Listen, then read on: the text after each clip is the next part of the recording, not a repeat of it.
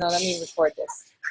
Okay, Ryan, I'm starting this recording halfway through the tutorial because I just realized I should record this for you. Okay, but it's just the beginning, so don't worry about it. All right. Diana, can you still see this screen? Yeah, well, no, I can see. All right, there we go. Now I'm recording and sharing. This is when my computer starts to not like me. All right, so the rule of thumb is you don't want to change the Lambert 1, particle, or shader GI, these three default nodes, okay?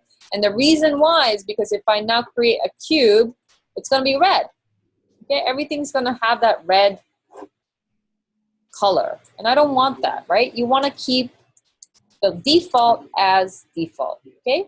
That means if I want to create color or anything else related to textures, you've got to give it another material, okay? So all of these are materials like blend, Phong, Lambert, layered shader, etc. And you can just plug it into this object. So there's a couple of ways of doing this. One is, let's say I create another Lambert here. I'm going to click on this Lambert. It gives me Lambert 2. And then I can just go to middle mouse button, drag, drop. Okay, it doesn't look any different because it's a gray object, right? And it's even locked down on the display layer. So let's unlock that. Okay.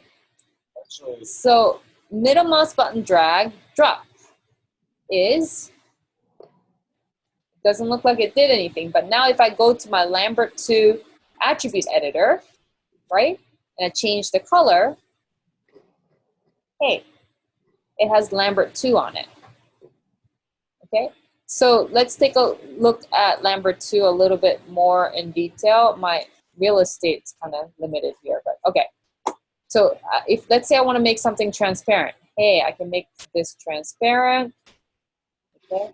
I can also go in and bump up my brightness. Ambient color is the brightness of your color.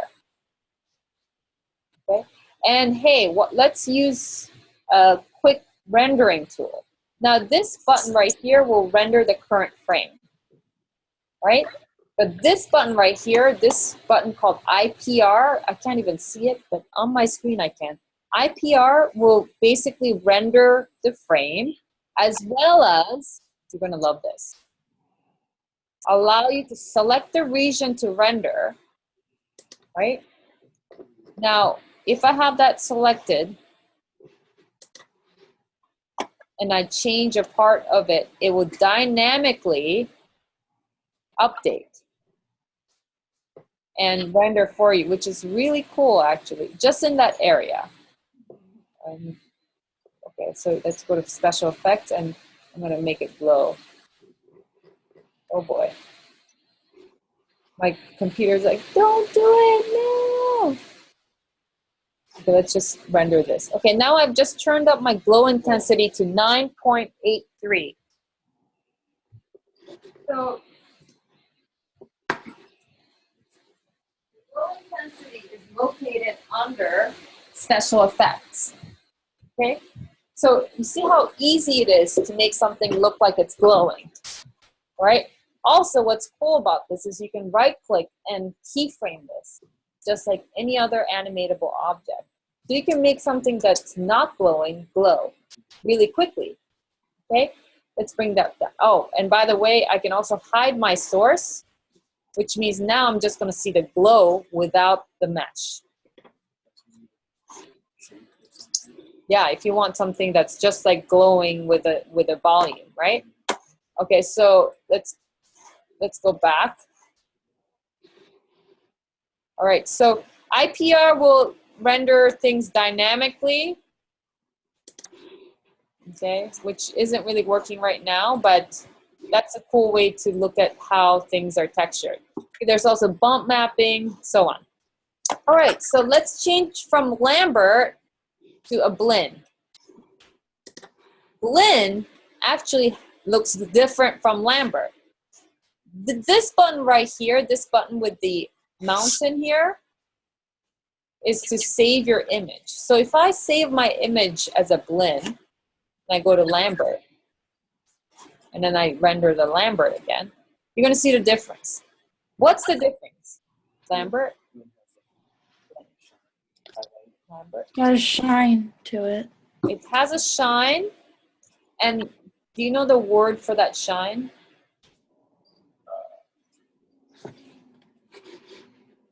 It's called specular.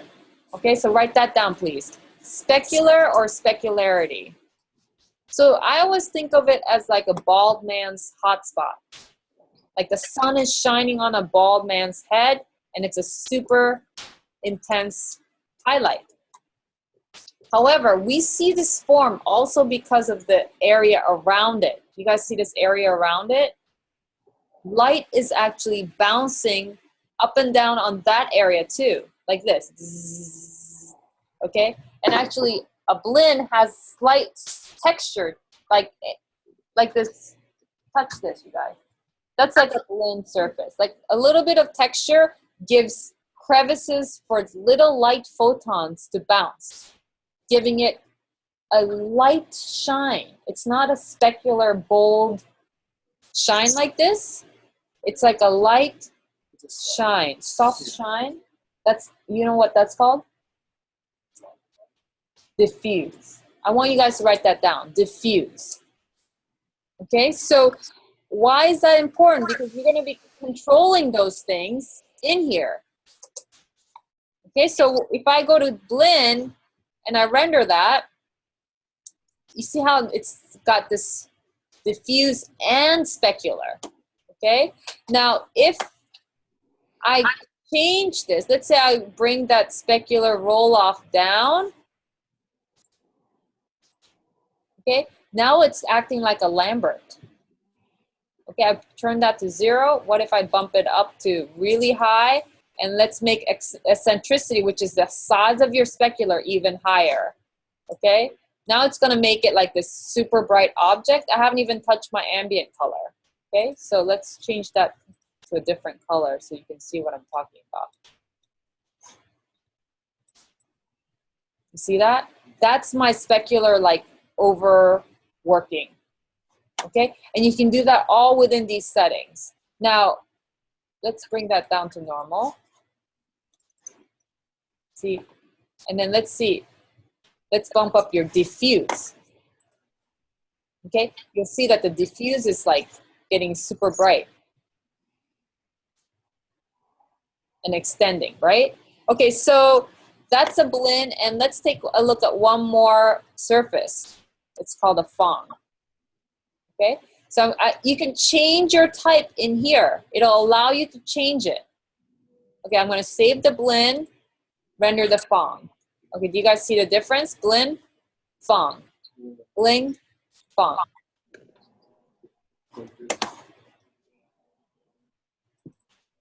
Okay, so the specular is sharper. And the Fong is usually used for things like plastic. Okay, blend is usually used for things like metal, like kind of brushed metal. Okay, Fong is used for things like plastic, like, you know, a bike helmet that's a plastic shape with a sharp specular. Exactly, Lego stuff, exactly. So I kind of went off course a little bit here, but I'm going to bring it back to setting your project. So textures are actually linked to external files. Right now I'm doing it just with Maya materials, right? You know I'm just using the blend, Fong, and Lambert, right? But let's say I want to attach this to a texture file, like a JPEG. Well, I can do that easily by going into here and attaching it to a file, but it's externally linked, just like Flash sound files or After Effects video files or Premiere video files. So if they get dislocated, you're screwed, right? Your textures will come up all white, like missing textures. So setting your project becomes very important in Maya. Hey, kitty. I have a cat too. Yeah, he's trying to eat my charger as I'm listening. Oh, geez.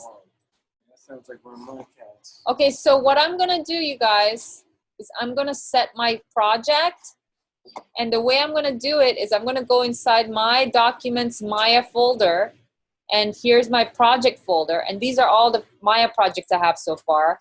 I'm just gonna create a folder called, let's call this, I don't know, material underscore demo, right? So this is my project. Material underscore demo is my project folder. Okay, so now I've got to go and set it. So I go to File, Set Project. Okay, and I'm going to go to Material Demo. Choose. Now it's going to ask me, hey, Material Demo is not a Maya workspace yet. You want to create a workspace for it or select another location? I'm going to hit Create Default Workspace. When I do that, inside this Material Demo folder, Maya will create a workspace mel script, telling this folder that it's a Maya space. Cool, right? Yeah. So that will allow me now to, if I go to Save Scene As, always save inside Material Demo. Okay, Scene 1, right? But if I want to create some images and bring it in as linked files, you've got to do one thing. You got to actually bring the images in here first. Okay, so what I have to do is I have to actually grab my images. Let's say I'm going to use perfume side JPEG, candle side JPEG. Okay, these are images from Diana's object, but we'll use it for now. All right, so if I bring it inside my root folder, then when I go to my color map button, this checkered button is your map button. If I go into here, it's going to say, okay, what are you going to connect the color to? I'm going to connect it to the file. So then it says, okay, browse for the file. I'm going to browse. Hey, it's going to open my material demo folder, keeping it very easy for me to select. Okay, so now my font can be applied to this object, and I just pressed 6. Okay, so here's my candle image on a sphere. Okay, yeah, it looks pretty cool already, right? Looks like a bowling ball. Okay, so I can do this. I can middle mouse button drag and put the Lambert one. I can middle mouse button drag and drop an object with a texture, right? I can also select this, right click, hold down, assign material to selection. Okay. Thirdly, I can do this. Right click, hold down, assign existing material, font to. So you can do it in multiple ways, the same thing, right? Last thing I want to show you is this thing called the project window. Okay, the project window will create this. Now, when I go into one of my other projects, for example, the Red Wagon or living room, yeah. If I go to my living room, it has these like multiple folders, right? Images, autosave, blah, blah, blah. I didn't create those, okay? But Maya projects will come in looking like this, right? You guys all know that, right? What this is it's a way for Maya to stay organized with everything related to your project. So it's going to put Maya scenes, like MB files and scenes. It's going to put rendered files and images. It's going to have texture JPEGs, like the one we just used, inside source images, and so on, okay? So if I want to create that in Material Demo, right now Material Demo has that workspace.ml, okay? But it doesn't have those separated folders. If you want to stay organized and get more professional, you're going to want that. So the way to do that is this. You go to File, Project Window. They do it for you automatically. Scenes will be in scenes, images will be in images, source images, source images. You can change it if you want to. Let's say you want to call the clips like Yuko's clips or something. Okay? Just make sure it's going into the location that you want. So location, current project is Material Demo and it's inside project. So perfect, right? If I accept this, okay, now it's gonna look like this. Right? I just need to make sure that I know what I'm doing. These guys go in here, source images. Scene 1 actually goes in scenes. Oh, excuse me, excuse my language, right? And voila, it's organized now. The way that it's meant to be, okay? So it's 12:27, so I'm gonna close this by saying that this is what I want you guys to do, okay? I want you guys to do the reading of the chapter, which is Maya shading and texturing, right? I want you guys to spend the majority of the time modeling your vehicle. Right? You guys are ready to do it, right? You're excited to do it. Okay, you have new ideas from today's, you know, you might change your ideas from today's critique and discussion. That's great, right? I want you to bring in new ideas and keep it moving, keep it changing if you like, okay? And thirdly, we didn't do the texturing of the environment. So this is one step past that. So let's do this. I'm gonna change this. I'm gonna ask you guys to do this instead. Okay, we just did setting your project, right? This texturing basics assignment, okay, with these files. You're gonna need these files, okay? Let me just make that clear. Texturing basics files. Okay, and I'm actually going to take this one off so it's clear. Okay, so you're going to be using this. Let's hope that it doesn't look. Okay, you're going to be using this file. It's an environment file, and you're going to be texturing each part. And this is going to be the video link that will take you through that. Right now it's not linked because the link is broken, but I'll just link it today. Okay, so I want you guys to do the texturing basics. Planar projections, let's not worry about that until next week. So let me change that right now. Okay. Say texture the environment file that is inside week 4 classwork. And then turn in screen captures to the assignment link provided. Okay, so what I'm going to do is I'm going to create an assignment link inside. Would it be, do you guys understand when I do it right in here? You can just turn it in right in here, right? So I'll just say texturing basics. Hi, the environment. Okay, so you guys can.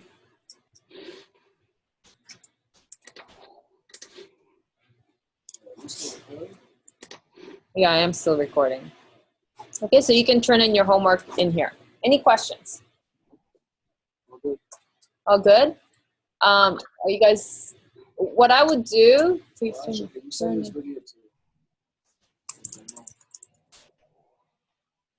Hmm. That'd be nice, actually.